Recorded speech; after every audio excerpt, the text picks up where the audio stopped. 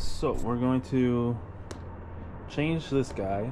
This is an Evap Cannister for a 2008 Toyota Yaris. This guy tends to fail a lot, so especially on these Yarises, I don't think the gasket is good. The gasket that it has inside, I don't think it's good enough for it to keep water out, so it ends up rusting. The little motor in there ends up rusting, and then you end up pulling a code. First things first, for removal, we're gonna have to disconnect the negative battery from the terminal, and we're just gonna follow this step by step. Alright, but let me show you the code. So I have this OBD2 Bluetooth thing. Nodule is right there. We're gonna have to turn on the car. So we're gonna go ahead and connect. So now we're connected to the car through the OBD2 connection, and we're gonna run a diagnostics codes. We're gonna read them. And these are the codes. So we have the Evap, low flow. These are confirmed. I looked them up online and it always points to the Evap Cannister. Alright, so we're gonna go ahead and get started. So the manual is telling us to disconnect the battery. So we're gonna open up the hood.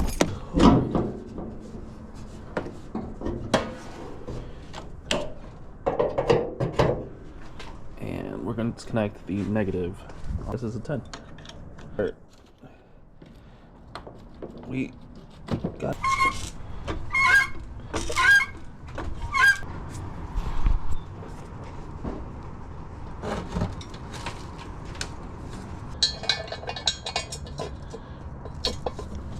Okay.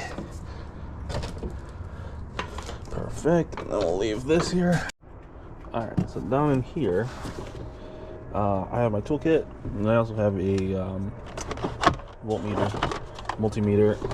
But I made this, I 3D printed this guy. It contains all the, can't even think of the word right now, but it contains all of the, to get bolts off, man, and a wrench. These are all the sizes for a Toyota Yaris. I think I'm just missing the 19 mil in here. But if I ever broke down on the side of the road, I have everything I need to get any bolt off besides like the crank. So as you can see, this is where we're moving. Nothing crazy. And we're gonna take off these hoses per the manual, and then we're gonna take off these bolts here. Oh, they're 12s. Okay, so these are 12 millimeters. The whole assembly might come off.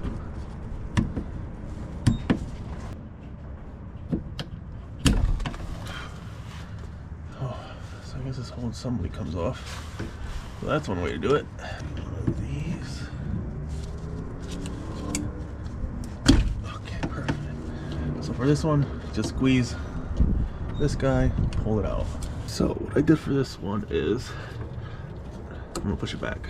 So there's a tab up here, and you're just gonna push the tab, use a little screwdriver to bring that in, and then the same thing with the other one. There's a tab, screwdriver. You see how it just comes out? We're gonna save this plastic piece. Oh yeah, just like that. And now it should come out perfect. Alright, so don't lose this. Alright, now it smells like fuel, which makes sense because this is, I didn't learn much about this in class, but I believe these help prevent vapor lock.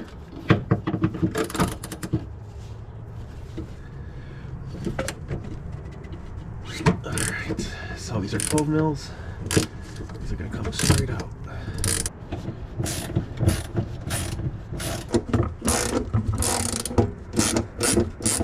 Perfect. Alright. I gotta clean. Man, I gotta clean up this water. Okay. Hose comes out.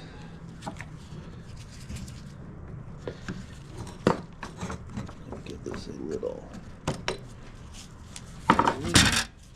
Hoses out here. And put it back into our pump.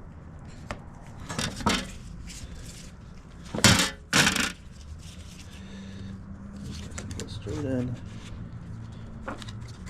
Easy peasy.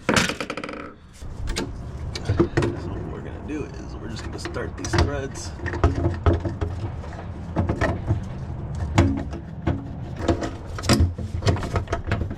Nothing crazy. We're just getting it to the point where it catches. Same thing with this guy.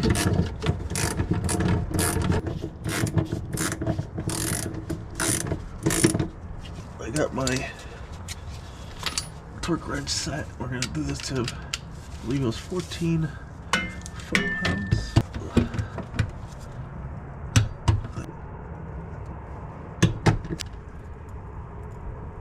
Perfect. Okay, this guy has to go past the ridges. Perfect, just like that. Push the pins into place, and that's it. So this goes in, easy peasy. Same thing with this one.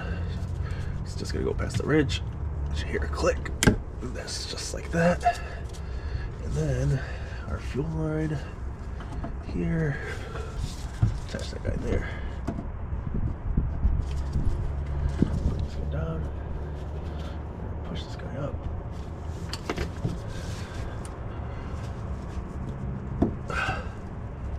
Okay, perfect. That one.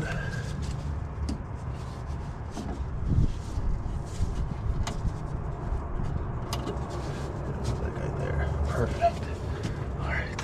Everything's good to go. Good to go. Good to go. So now let's connect our battery back. This.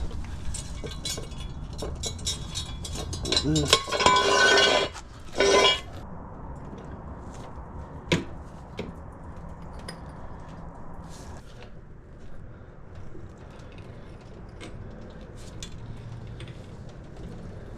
Boy.